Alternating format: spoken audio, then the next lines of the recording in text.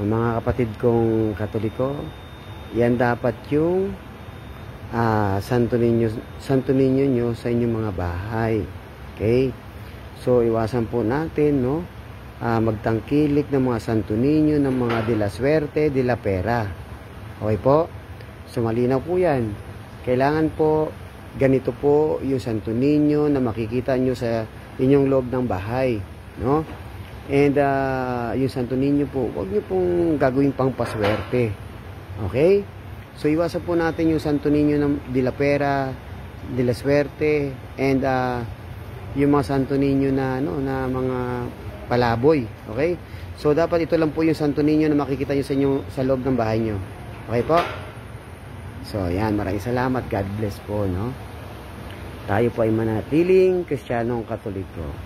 So, dapat tayo pong lahat ay cute Catholic until the end. Amen.